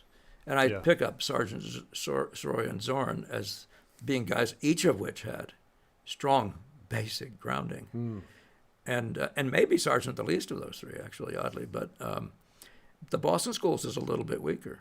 No question it is. But they were more committed to the color thing, once they saw Monet and saw what was possible. Yeah. They're more committed to that. And I say that meaning that thing, meaning the color of the atmosphere, the color of the total package of the.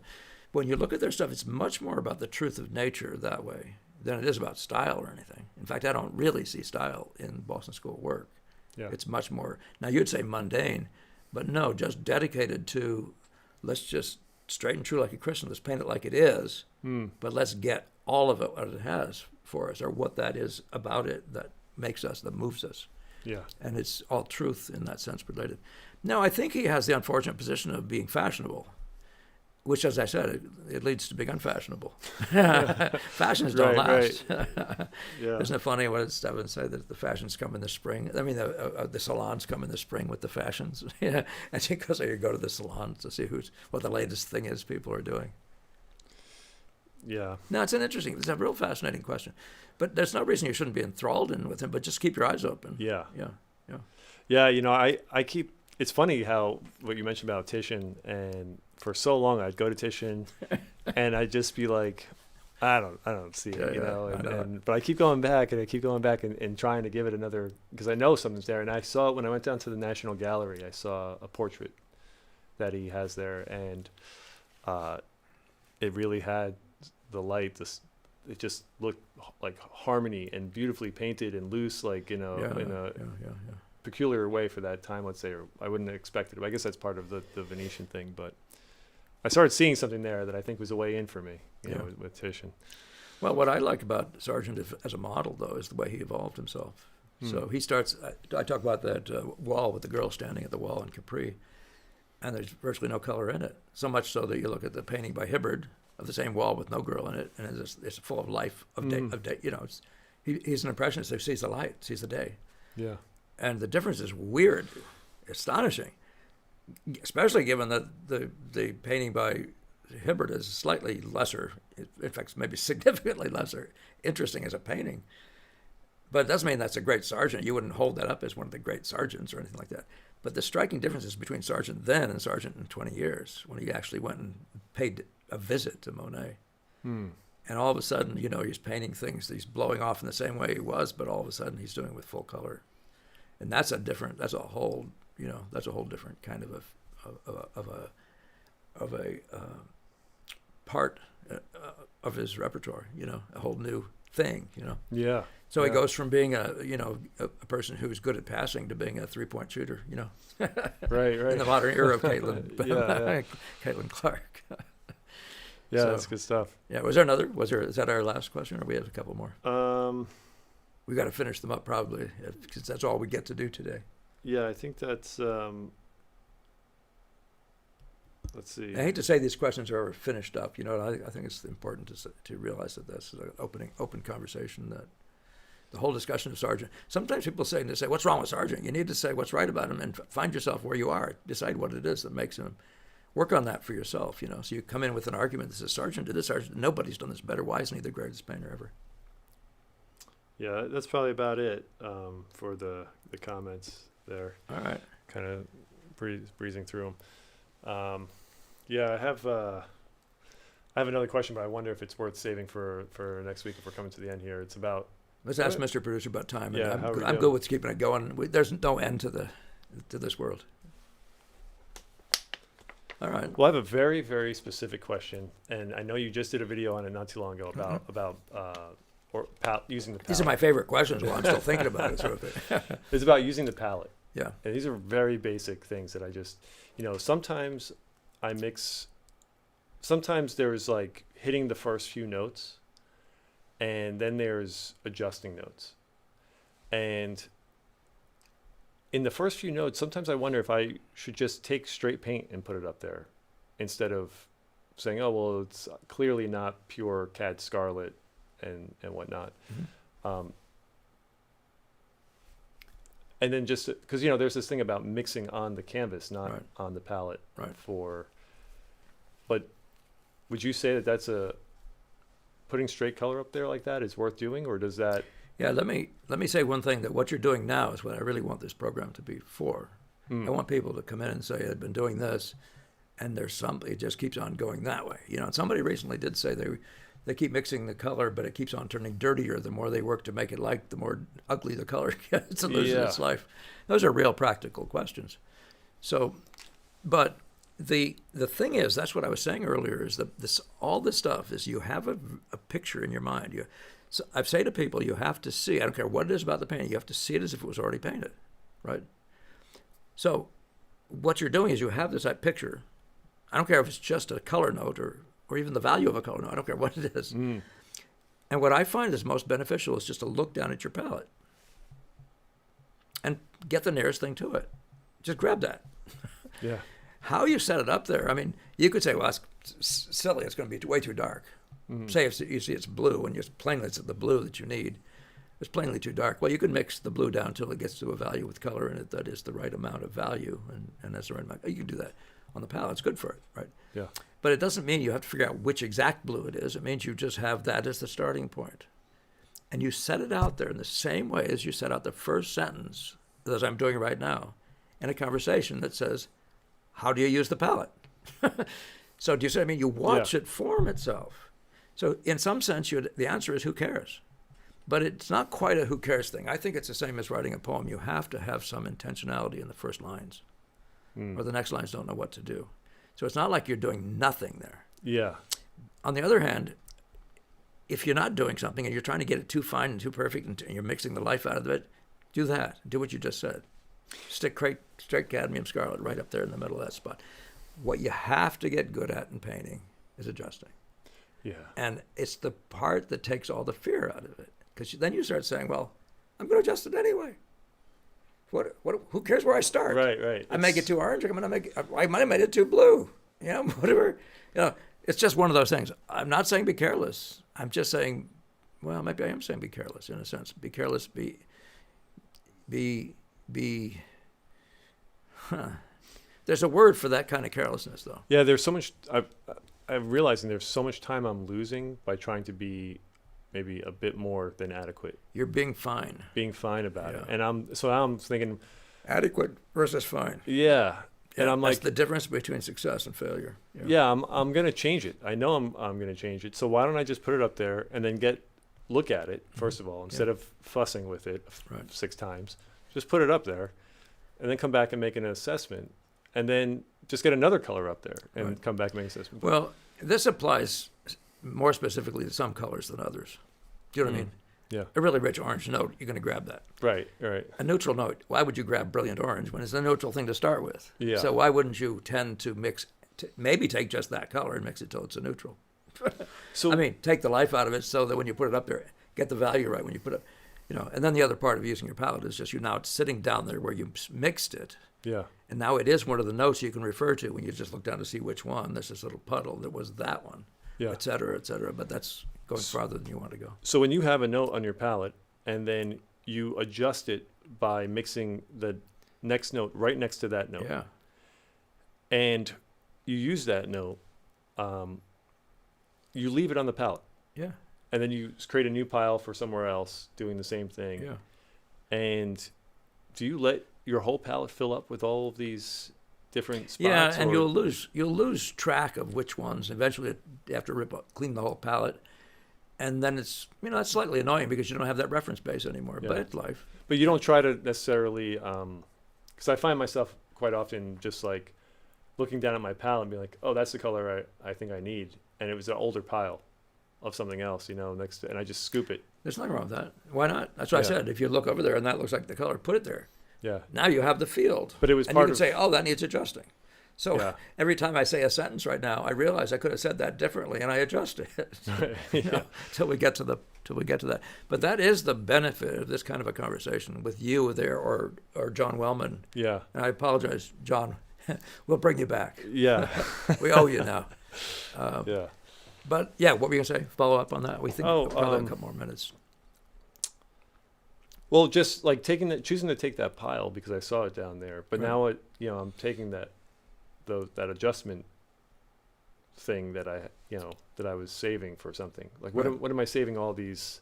I guess for the next time that I come down to that node, or keep remembering at the end of the day you're going to clean the palette off anyway. Yeah, so you might as well. So you don't have to be that careful about it. Yeah. It's just at the beginning when you put nothing down on there, you're hitting your first bunch of notes. That's really beneficial. Yeah. It's really a big deal then. Later on, your palette gets too full and you can't remember where the heck it was. So that's not a big deal. Yeah, because I don't want to use a palette that big, so I can. Right. Yeah, because there can be a lot of arbitrary selection happening with your poking at colors and wishful thinking or something. Well, the problem is a lot of what you're doing is you're doing sight size, and sight size is inevitably a liar. Yeah. It's just never true. And it doesn't matter how good you make it, it's not going to help you to think it is. Mm-hmm. So you just simply are going to mix something. I mean, you're going to say, well, let's find the value. That's the easiest part. You can't be wrong about that. Find the right value. Yeah. I say you can even find the right intensity of that value. It's more important than finding the red, yellow, or blue of it. But I'm saying, though, that you can find the value by mixing, and you can mix it whatever intensity level you want. You can just have that done. Yeah. And you could even but this is getting interesting now, because then when you have the right intensity, the right value, and you set it up there, instead of adding that next color to try to turn it into. See, now you have two parts already set that can be set. But the third part, I'm finding you're better off up on the canvas, adjusting the hue of it. On the canvas, just directly. Yeah. So you can do those down there, right? Mm-hmm. And even those, mix them and then mix them side by side. The first time you mix anything, you can do it and make one puddle. It's fine. As long as it ends with the life mm-hmm. and the starting point you wanted. You know what I mean? Yeah. And then use that and mix next to it after that. But so you can do some work down there. Don't run away from mixing on the canvas. Why would you? On the palette. Yeah. But just don't endlessly keep thinking the problem is to remix this color. It isn't. Right. The problem is to find the adjustment note, and that puddle tells you what value in chroma it was. Yeah.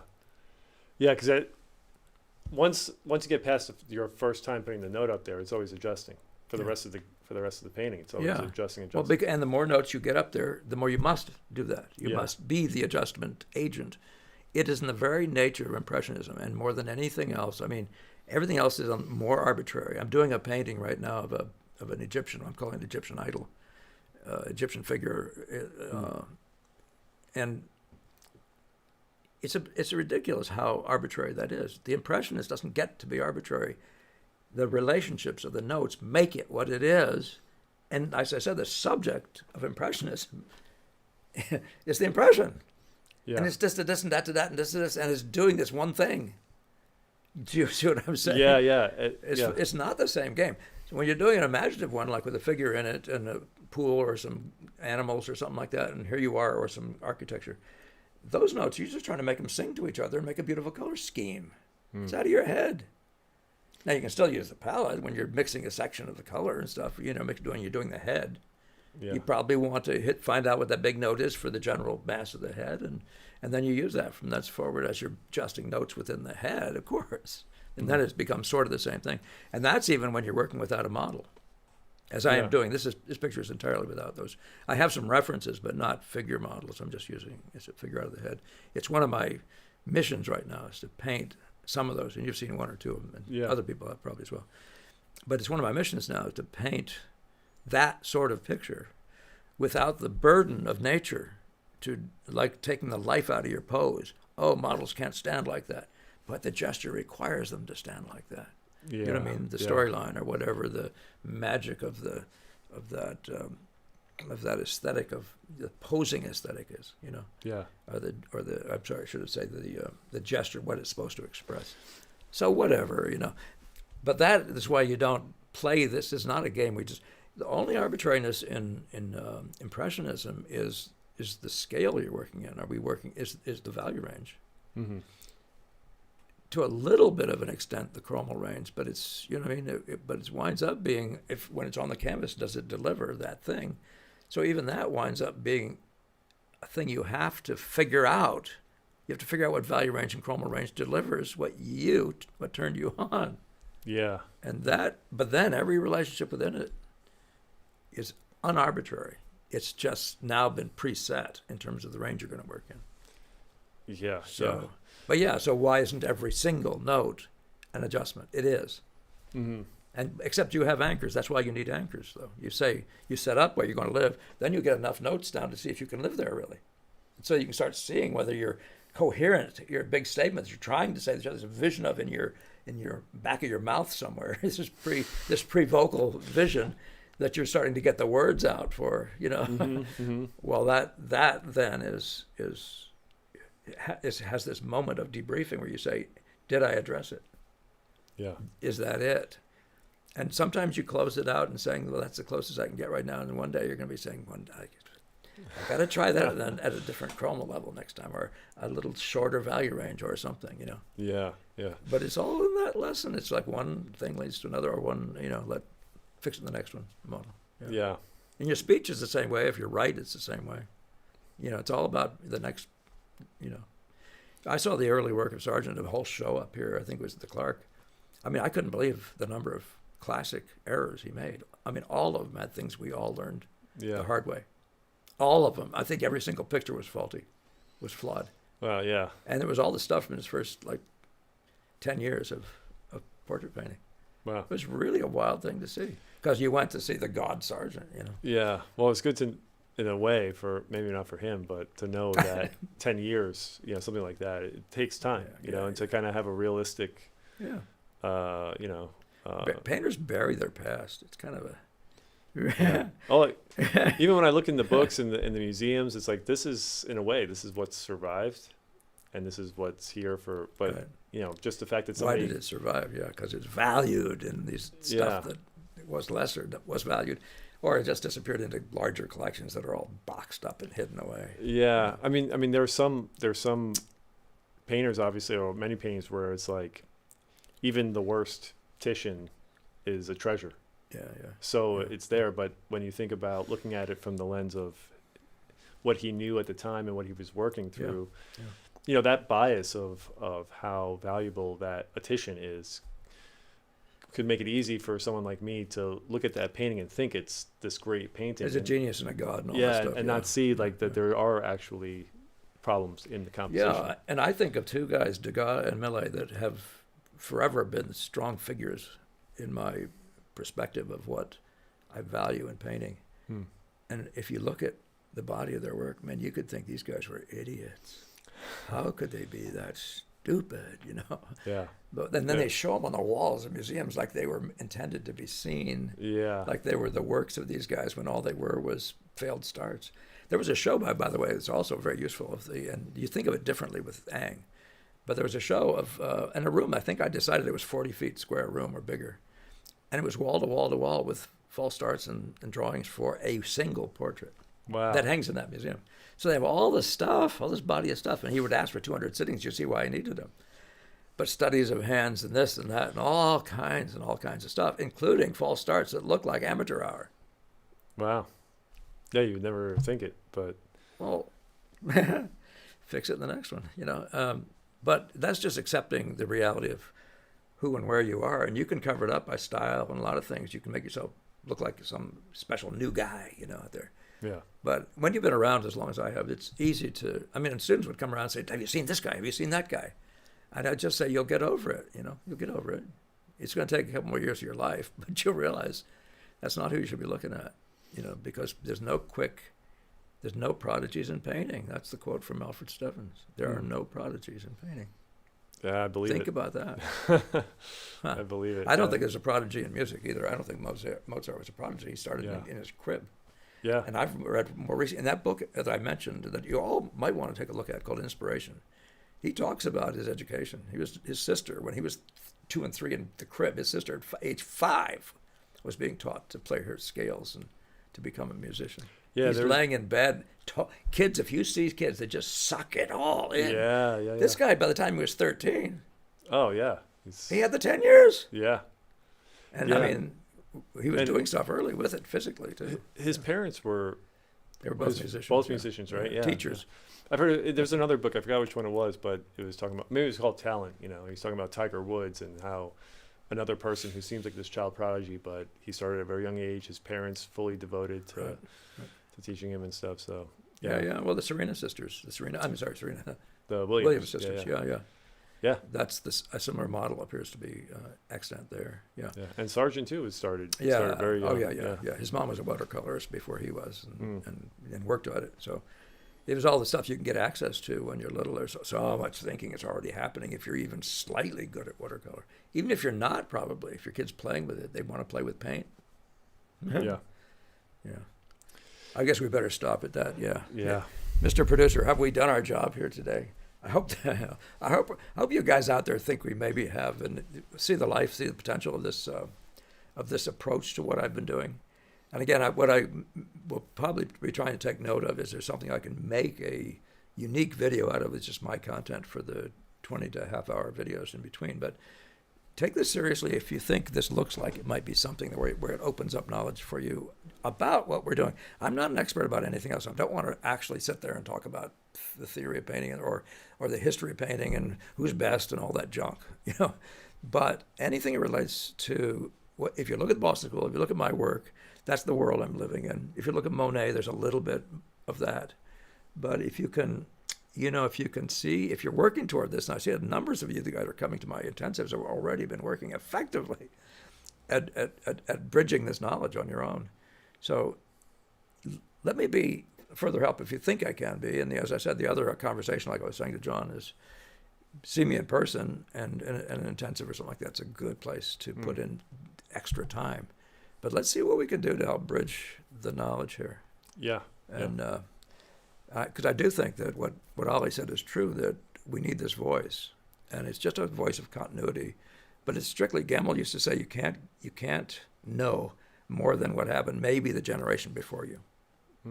So I'm offering the knowledge I have, which is from my personal experience and the generation before me, which is maybe a little bit encroaching into the generation before that. You're right. But because that, so don't make it more than that. But for to keep it simple, just that's my mission here is to give you better access to this knowledge. And I've found if a student, like I did with Brackman, if a student really takes seriously what this is and begins to get it, it forms the basis for all sorts of other complexities that maybe even go in different directions. Like my thinking about color generates much more intelligent thinking about drawing, oddly enough, and people don't understand that. So, Shawn, thank you for being here. Thank you, Paul. This has been great. Yeah. It's always He's fun. the incentive for this.